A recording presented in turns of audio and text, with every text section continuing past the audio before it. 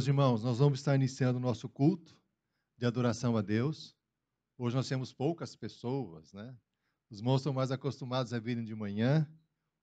Ontem nós tivemos aquele culto especial de gratidão a Deus pelos 50 anos de casamento do nosso irmão Heitor de Celi.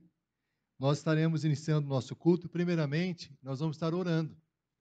Cada um de nós individualmente, pessoalmente, de uma forma pessoal, orando a Deus, pedindo a Deus que Ele fale ao nosso coração. Nós sabemos que para cultuar a Deus, o importante, de fato, né, nós gostaríamos, lógico, que a igreja estivesse lotada, cheia, mas o mais importante é o nosso coração diante de Deus. Então nós vamos estar orando individualmente, pedindo a Deus que Ele fale ao nosso coração, que Ele nos conduza nesse culto a Ele nessa noite. Vamos orar a Deus.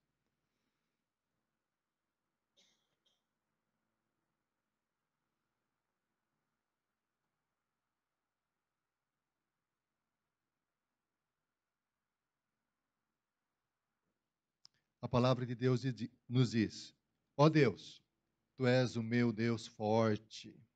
Eu te busco ansiosamente. A minha alma tem sede de ti. Meu corpo te almeja como terra árida, exausta, sem água. Assim eu te contemplo no santuário, para ver a tua força e a tua glória. Vamos orar. Senhor, estamos na tua casa de oração nesta noite. Estamos aqui para te adorar. Estamos aqui para prestar um culto a ti, Senhor. Senhor, nós dependemos de ti para tudo. A nossa vida é tua, a nossa família é tua. Nós te pedimos, conduza-nos nesse culto de adoração. Fala ao coração de cada um de nós. Perdoa-nos, ó Senhor, dos nossos pecados, porque sabemos que pecamos contra ti. Palavras, ações, pensamentos, perdoa-nos, ó Senhor. Que nessa noite nós possamos te adorar, em espírito e em verdade. É o que pedimos, clamamos, suplicamos, no nome de Jesus. Amém. Amém. Nós vamos ler a palavra de Deus aqui no Salmo 30, dos versículos de 1 a 4. Vamos ler todos nós juntos, Salmo 30, de 1 a 4.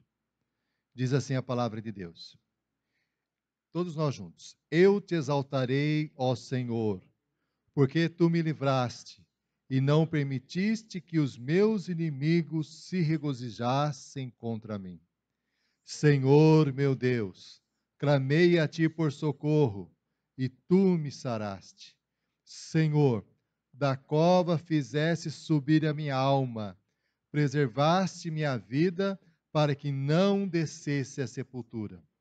Salmodiai ao Senhor, vós que sois seus santos, e dai graças ao seu santo nome. O primeiro versículo diz assim: eu te exaltarei, ó Senhor, porque tu me livraste e não permitiste que os meus inimigos se regozijassem contra mim. Eu te exaltarei ao Senhor. A palavra de Deus também nos diz: buscai e me achareis quando me buscardes de todo o vosso coração. Serei achado por vós, diz o Senhor, e farei mudar a vossa sorte. Nós também temos o privilégio em nosso culto de adorar a Deus com nossos dízimos e ofertas. Normalmente os irmãos já fazem a contribuição via Pix, né? Via Pix. Se algum irmão porventura trouxe, depois pode estar depositando lá no gasofilácio, que está lá atrás, né? Os irmãos podem estar fazendo depois, tá ok? Nós vamos estar orando, pedindo a Deus agora que Ele esteja falando ao nosso coração, como já está falando, né? Por meio da sua palavra. Vamos orar. Pai, na tua presença e oração, nós pedimos em nome de Jesus. Senhor que está conosco nessa noite, fala ao coração de cada um de nós, por meio da tua palavra, por meio do teu Santo Espírito. Que a tua palavra seja clara, que a tua palavra seja transformadora, que a tua palavra opere no nosso coração. É o que pedimos no nome de Jesus. Amém, Senhor. Amém. Vamos abrir a Bíblia lá no livro de Mateus, capítulo 7. Mateus, capítulo 7, versículos 13 e 14. Mateus, capítulo 7, versículos 13 e 14.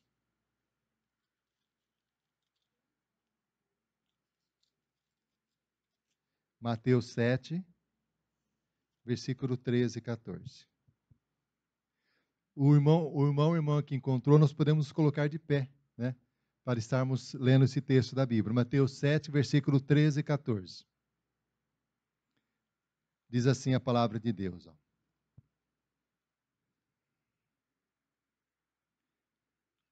Entre pela porta estreita, pois larga é a porta e amplo o caminho que leva à perdição, e são muitos os que entram por ela. Como é estreita a porta e apertado o caminho que leva à vida, e são poucos os que a encontram. Vamos ler novamente. Diz assim a palavra de Deus, né?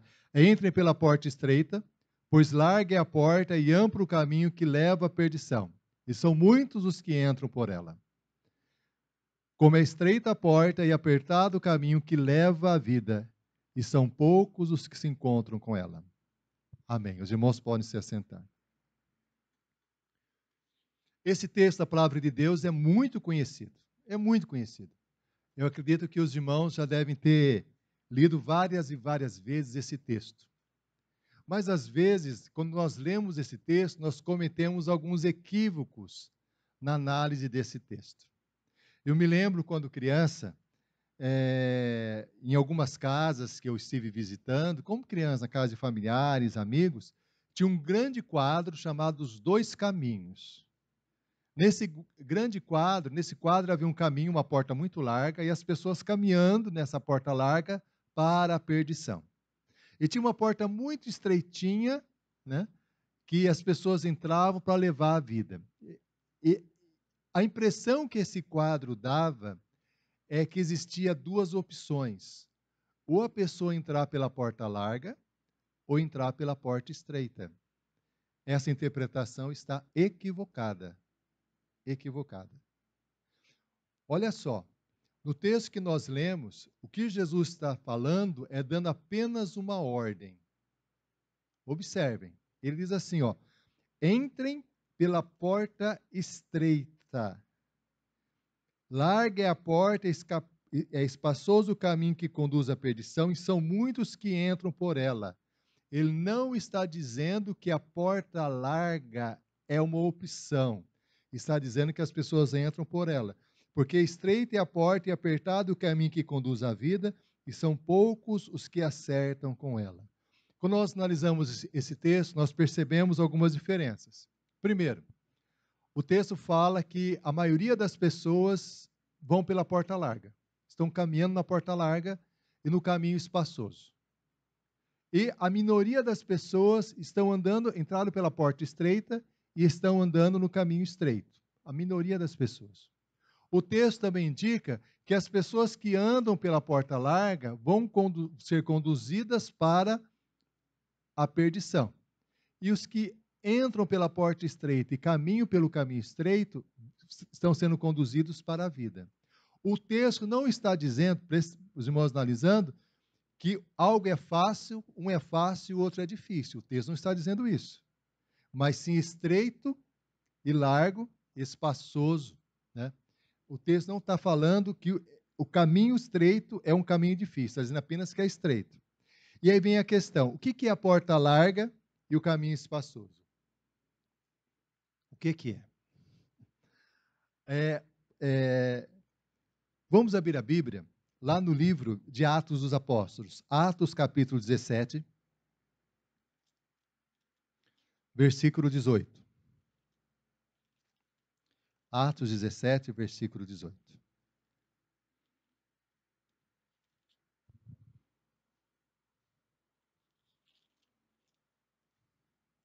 Atos capítulo 17, o versículo 18.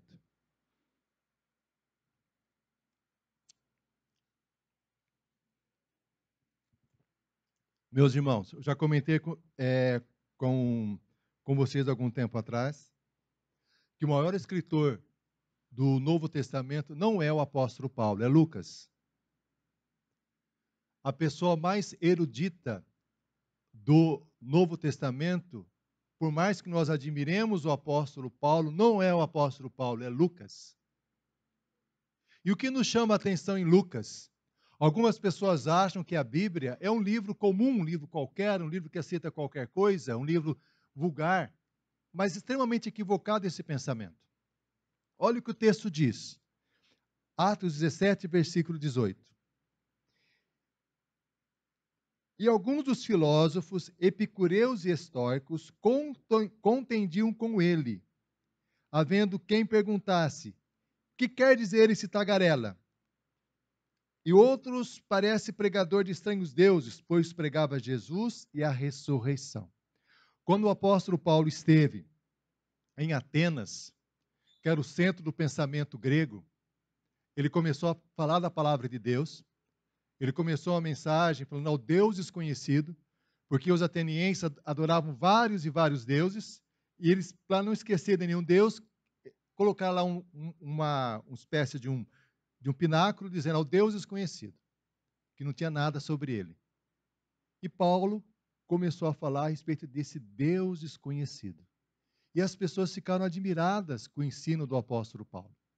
E levaram Paulo para conversar num lugar bem amplo, onde ele pudesse discutir, falar a respeito de Jesus. E nesse momento começaram a contender com o apóstolo Paulo dois grupos de pessoas, os epicureus e os estoicos. Quem são os epicureus e os estoicos? Quem eles são? O que eles estavam discutindo com o apóstolo Paulo? Um dos maiores escritores da atualidade, Salman Rushdie, ele afirma o seguinte, que a humanidade não está dividida entre capitalistas e socialistas, nem está tão dividida entre negros e brancos, nem está dividida tanto entre pobres e ricos.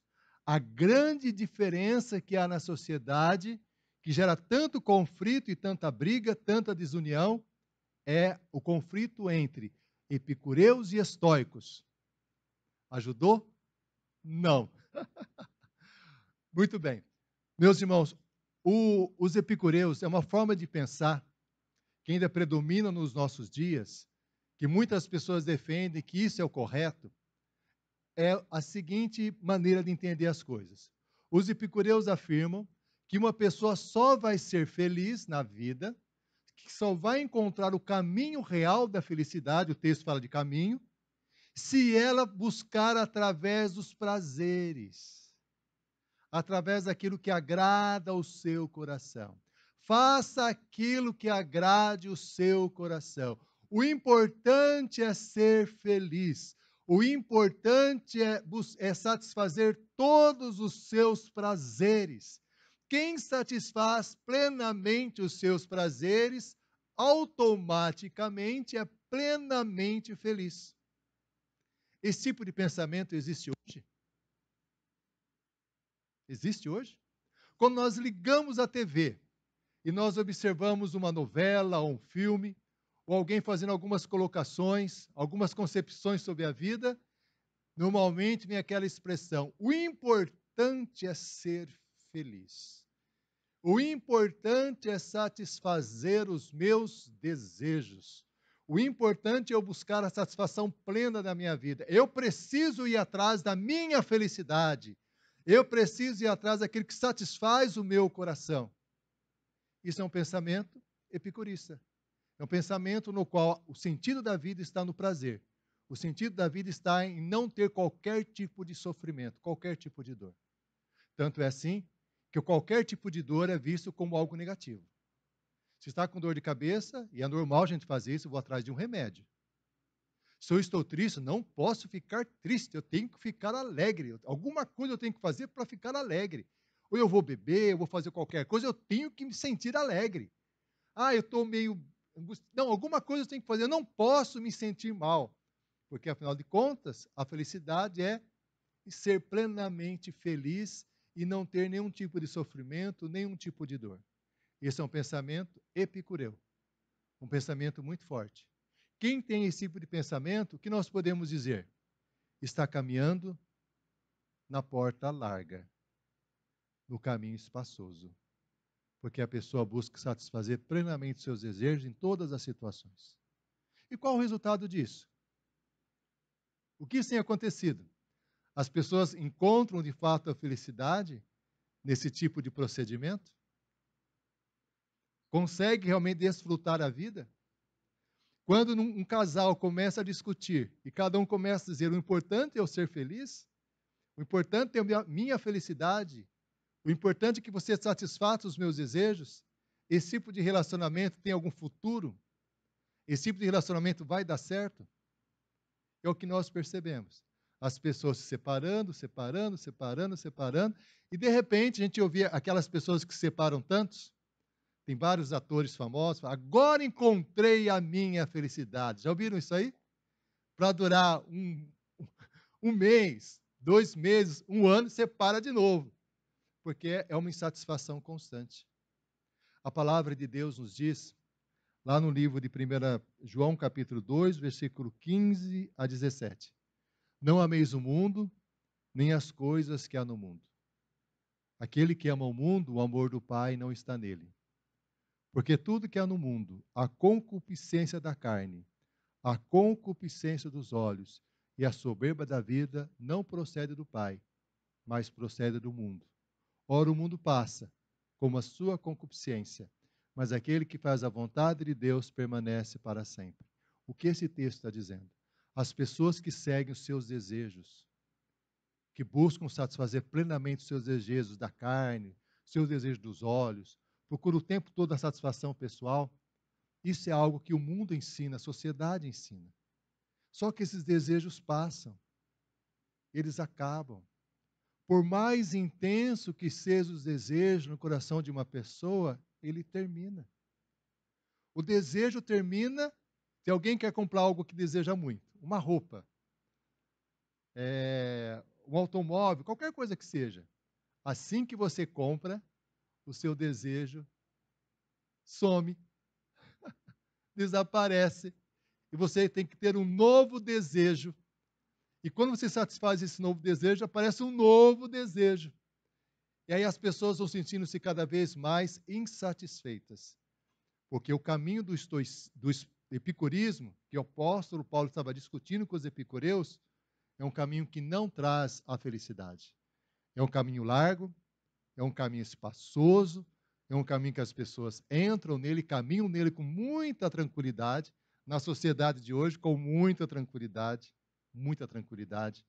As pessoas hoje estão escravas dos prazeres, cada vez um prazer diferente, em todas as áreas, tanto nas áreas físicas, né, quando falo do corpo, da alimentação, dos olhos, como até inclusive na questão da sexualidade, levando as pessoas a caminhos extremamente perigosos, perversos.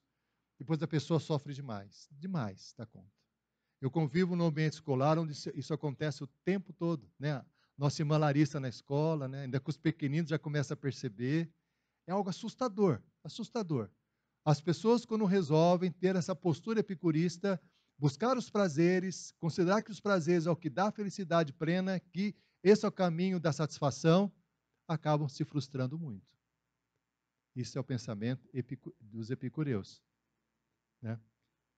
Mas há um outro pensamento. E esse pensamento é mais sutil. Por que ele é mais sutil?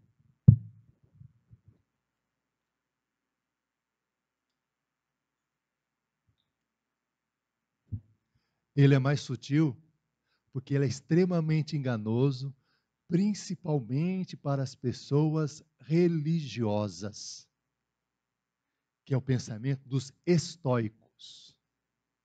O que é o estoicismo, afinal de contas? O estoicismo fala o contrário dos epicureus. Os estoicos dizem: a felicidade está em você não seguir os seus prazeres. A felicidade está em você administrar plenamente as suas emoções.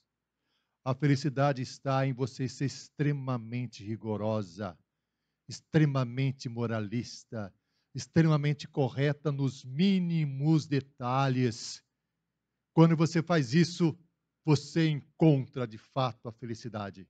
É o caminho dos estoicos, o caminho do sacrifício, o caminho da disciplina, o caminho de fugir dos prazeres, o caminho contrário dos epicureus. Mas não é isso correto? Não é isso correto? Não é essa a forma correta de proceder? As pessoas não têm, de fato, que fugir dos prazeres.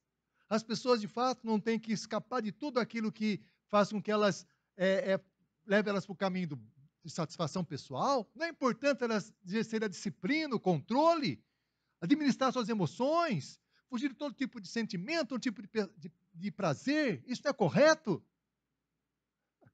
Não é correto. A palavra de Deus nos diz, lá em Mateus 5, versículo 20, que essa era uma postura muito comum quando Cristo veio, praticada pelos fariseus. Os fariseus gostavam de estabelecer regras para tudo. Absolutamente tudo. Tudo, tudo, tudo, tudo, tudo. Regra para isso, regra para aquilo, e foram acrescentando cada vez mais regras, onde a Bíblia não estabelecia regras. E eles foram acrescentando. Não pode isso, não pode aquilo. Se você fizer isso, Deus não gosta de você. Se você fizer isso, Deus vai te punir. Se você isso, você vai para o inferno. Começaram a criar um monte de regras. Os estudiosos dizem que foram mais de 600 regras eles criaram. Sendo que na Bíblia nós estabelecemos, Deus estabeleceu 10 mandamentos, criaram mais de 600. Siga a regra, essa é a regra, esse é o caminho. Não pode isso, não pode aquilo, não pode aquilo outro, não pode aquilo outro, não pode aquilo outro. E Jesus fala, se a vossa justiça não exceder a dos fariseus, de forma nenhuma herdarão o reino dos céus. Porque a justiça dos fariseus é uma justiça hipócrita. Por que hipócrita? Todo esse moralismo esconde dentro de si um coração podre. Um coração longe de Deus. A Bíblia nos fala, lá em Lucas, no capítulo 18, que o fariseu foi ao templo orar. E juntamente com o fariseu tinha um publicano. Uma pessoa que coletava impostos, que os judeus consideravam um pecador enorme, um grande pecador, porque estava trabalhando para os romanos. E o fariseu falava, obrigado, Deus, porque eu não sou como esse safado, como esse publicano. Eu faço tudo certinho, dou dízimo de tudo, eu jejuo tantas vezes por semana, eu sou uma pessoa boa, eu sou uma pessoa que merece a sua atenção. Olha como eu sou precioso, olha como eu sou uma pessoa importante. Esse é o tipo de pensamento dos estoicos. Eu sou melhor do que você, porque eu tenho uma vida melhor do que a sua. Sou mais correto do que você. Há uma expressão que é verdadeira, que é o seguinte: por que você me condena pelos pecados que eu cometo e não pelos pecados que você comete? Ou então, por que você me condena porque eu cometo os pecados que não são iguais aos seus pecados? Porque normalmente é isso que o fariseu faz. Ele condena os pecados do outro, que são diferentes dos seus pecados, mas ele também tem os seus pecados. Ele também comete os seus erros. Ele também erra. Esse é o pensamento dos estoicos. O pensamento das pessoas que querem tudo certinho, moralistas, apontam um erro em todo mundo. Gostam de ter uma lista de coisas que não podem ser feitas. É o pensamento dos estoicos. É um pensamento onde domina o sentimento de orgulho, eu sou superior a você, de injustiça. Quanta injustiça os estoicos praticam, quanta injustiça. Os irmãos sabem que, historicamente, muitas pessoas religiosas que estavam todos os dias, todas as semanas na igreja, eram pessoas que cometiam pecados terríveis. Uma vez eu comentei com os irmãos que a rainha da Inglaterra resolveu dar de presente para um súdito dela fiel, um súdito que era um traficante de escravos. O nome do navio, muito bonito, Jesus. Então buscava os escravos na África com o nome do navio Jesus. E na África, existiam muitas igrejas na África que no sótão da igreja eram senzalas. Onde os negros apanhavam, sentiam todo tipo de humilhação. E em cima as pessoas cantando hinos e louvor a Deus. Isso é um pensamento estoico. Eu, afinal de contas, estou certo. Eles estão errados. Eu sou superior a você, por isso eu posso te humilhar. Eu posso acabar com você. Hoje em dia, há situações tristes. A Carol, que esteve aqui conosco algumas semanas atrás, né, falando a respeito da educação de filhos, né? E ela falou algo interessante depois que estava indo embora, né? Conversou até com a Larissa, nós ficamos assim de orelha em pé, né? Queixo caído, que um dos maiores aliciadores de mulheres para a prostituição é crente. Ele diz que é crente, foi batizado e trabalha com a prostituição. Como? Não estou entendendo. Como? Esses dias atrás eu vi uma reportagem em relação ao Rio de Janeiro, que desmancaram um dos maiores traficantes do Rio de Janeiro e era um pastor. Lá na casa dele tinha a Arca da Aliança pintada na parede. Como? Como entender isso? Esses dias atrás eu vi uma reportagem que uma pessoa, depois de ter matado a mulher, pegou o facão e limpou o sangue na Bíblia. Como? Como é isso? Meus irmãos, o confronto entre epicureus, o prazer é o caminho da felicidade, e os estoicos, não, é disciplina, moralidade. As duas formas de pensar. É o caminho espaçoso, um caminho largo, que conduz à perdição. A palavra de Deus nos diz, aqui em Mateus, no capítulo 7, uma advertência muito grande ao nosso coração, muito grande. Porque normalmente os estoicos têm o costume de serem pessoas religiosas, praticarem cerimônias religiosas. Olha o que a Bíblia diz, o que Jesus fala. No mesmo capítulo 7, que ele diz que largue a porta e espaçoso o caminho. No versículo 21, ele diz o seguinte: nem todo que me diz Senhor, Senhor entrará no reino dos céus, mas aquele que faz a vontade de meu Pai que está nos céus. Muitos naquele dia hão de dizer-me: Senhor, Senhor, porventura não temos nós profetizado em teu nome? E em teu nome não expelimos demônios? E em teu nome não fizemos muitos milagres? Então lhes direi explicitamente: nunca vos conheci.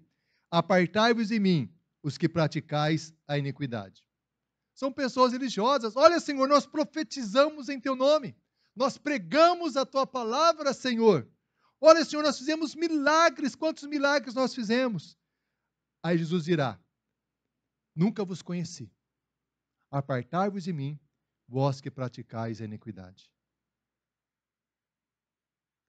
Mas aí nós ficamos, mas espera aí. Então o caminho largo é isso? É o caminho dos estoicos, que seguem o caminho de buscar o prazer acima de tudo? Aliás, o sofrimento, a disciplina acima de tudo? Ou então o caminho dos epicureus, que busca a satisfação e o prazer? Esse é o caminho largo? Sim. E a questão é, as pessoas já nascem nesse caminho. Já nascem. Lá no Salmo 51, Davi diz: em pecado me concebeu a minha mãe. É o caminho da natureza humana. O homem cria as coisas para si mesmo. O homem, na busca da felicidade, ele pode dizer que a felicidade está no prazer. Ou então ele pode dizer que a felicidade está na disciplina, nas regras, na religião. É o caminho do homem. Por isso que o homem cria tantas religiões. Toda hora surgem religiões diferentes. Toda hora. Mas, afinal de contas, se o caminho largo é esse, o caminho espaçoso é esse, a porta larga, o caminho espaçoso é esse, qual é a porta estreita, o caminho apertado? João 10:9, Jesus diz: eu sou a porta. Quem entrar por mim, entrará e sairá, e achará pastagem.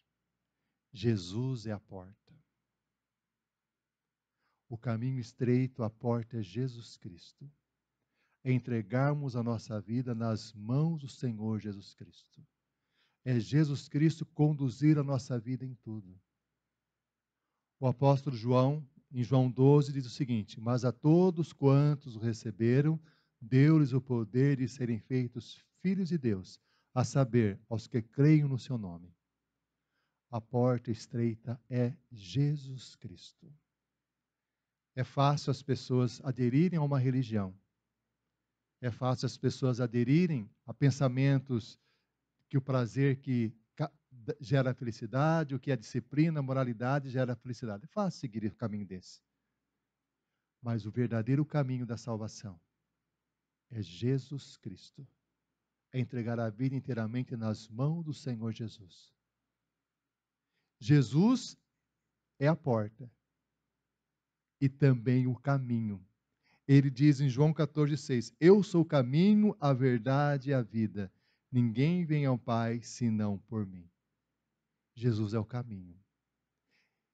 Quando nós aceitamos a Cristo como Salvador, nós entramos pela porta estreita, que é Jesus Cristo. A partir de então, nós estamos no caminho que é Jesus Cristo. É Jesus Cristo que vai direcionar a nossa vida. É Jesus Cristo que vai direcionar o nosso coração. É Jesus Cristo que vai nos conduzir naquilo que devemos fazer. É o Senhor Jesus Cristo. É o Senhor Jesus Cristo. Esses dias atrás, estava comentando com um colega da escola, professor de geografia, professor de história, com vários eu falo a respeito disso. E o desafio que eu faço a eles é o seguinte: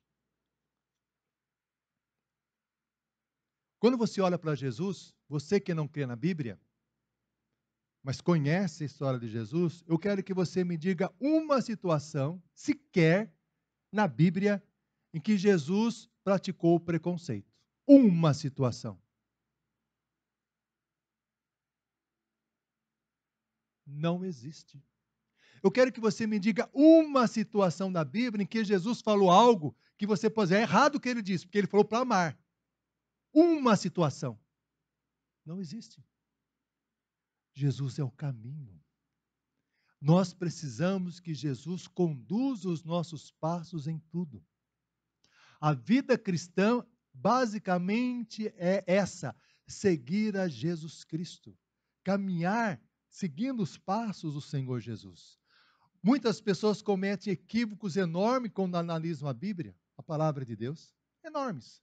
Tudo que está escrito na Bíblia tem uma função. Qual função é essa? Vamos abrir a Bíblia em João capítulo 20. João capítulo 20 diz o seguinte. João 20, versículo 31. Diz assim a palavra de Deus.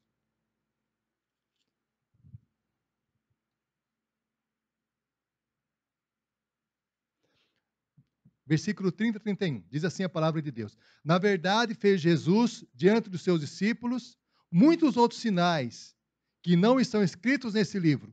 Esses, porém, foram escritos para que criais que Jesus é o Cristo, Filho de Deus, e para que, crendo, tenhais vida no seu nome. Jesus, certa ocasião, falou o seguinte: examinai as Escrituras, porque cuidais ter nelas a vida eterna, e são elas que testificam de mim. Toda a Bíblia aponta para Jesus Cristo, para o Senhor Jesus. Interpretação da Bíblia sem Jesus é uma interpretação equivocada, porque Jesus é o centro da Bíblia. Tudo aponta para entregarmos a nossa vida nas mãos de Jesus, porque Ele é o caminho, Ele é a porta que nos dá sentido à existência. Sem Jesus, a nossa vida não tem significado. Sem Jesus, nossa vida não tem sentido. Nós carecemos do Senhor Jesus.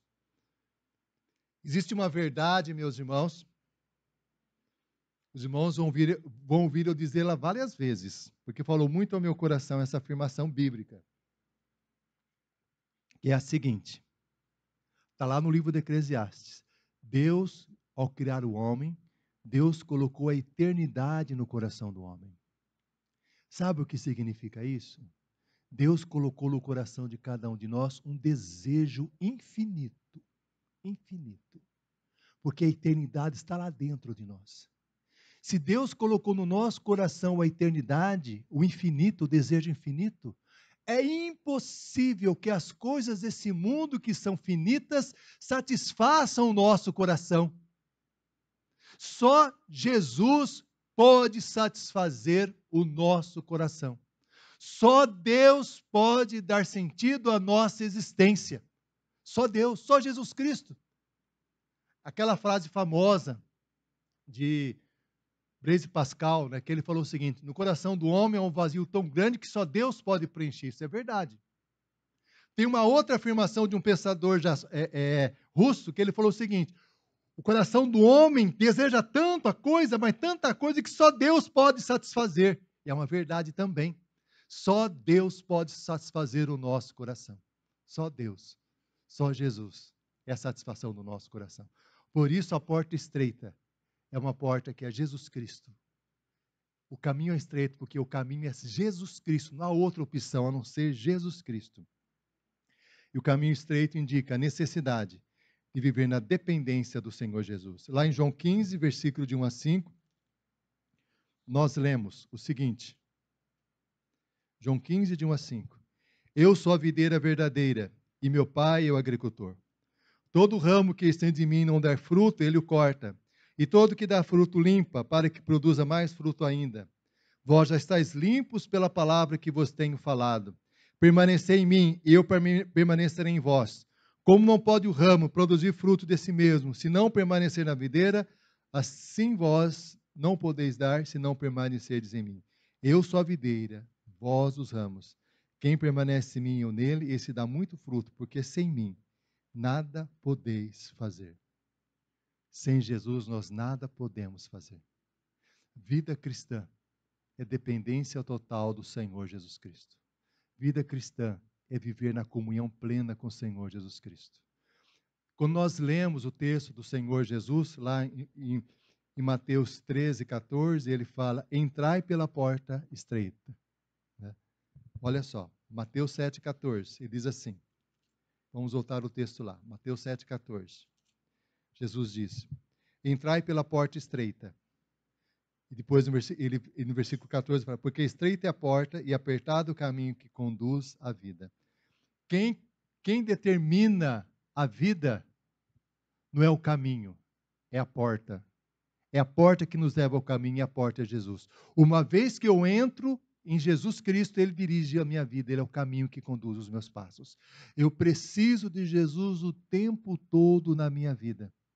Meu irmão e minha irmã, há uma afirmação que nós precisamos guardar no nosso coração, que é a seguinte: no nosso caminhar, muitas vezes nos sentimos cansados, sobrecarregados, angustiados, com dúvidas, coração pesado, situações difíceis, complicadas. Quando isso acontece, sabe o que o que o Espírito Santo de Deus está falando ao nosso coração? O que Jesus diz a ela em Mateus 11, versículo 28 a 30. Vinde a mim, todos vós que estáis cansados e sobrecarregados, e eu vos aliviarei. E aprendei de mim, que sou manso e humilde de coração, e encontrareis descanso para a vossa alma, porque o meu jugo é suave e o meu fardo é leve. Toda vez que o coração está atribulado, o coração precisa de Jesus. Toda vez que nós nos sentimos mal, precisamos o quê? Voltar para Jesus. Porque Ele é tudo que nós precisamos. Ele é a razão da nossa existência. É o que dá sentido a cada um de nós. E a palavra de Deus nos fala nessa noite, a cada um de nós: entrai pela porta estreita, porque larga é o caminho espaçoso, aliás, larga é a porta e espaçoso o caminho que conduz à perdição, e muitos estão andando nele. E apertada é a porta, e estreito o caminho que conduz à vida, e são poucos que vão por ele. Que nós possamos sempre estar no caminho que é Jesus Cristo. Sempre. E Ele é a porta, é o caminho da nossa existência, o caminho da nossa vida. Amém? Amém? Estamos chegando ao final do nosso culto e a palavra de Deus nos diz: graças a Deus que nos dá vitória por intermédio de nosso Senhor Jesus Cristo. Portanto, meus amados irmãos, sede firmes, inabaláveis e sempre abundantes na obra do Senhor, sabendo que no Senhor o vosso trabalho não é vão. Vamos colocar de pé para estarmos orando. Vou pedir que o nosso irmão Ronilson nos dirija a Deus em oração, encerrando assim o nosso culto dessa noite.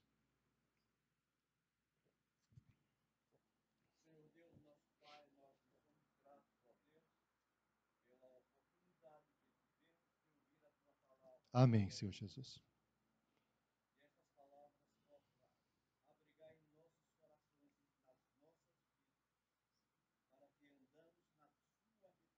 Sim, Senhor Jesus.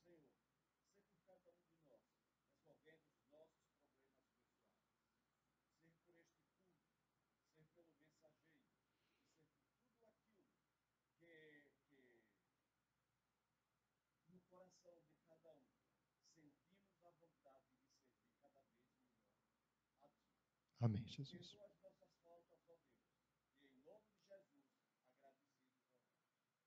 Amém. Que a graça do nosso Senhor e Salvador Jesus Cristo, o amor de Deus, o nosso Pai, a comunhão e a consolação do Espírito Santo, esteja com cada um de nós, esteja com todos os nossos familiares e com todo o povo de Deus, para todos sempre. Amém.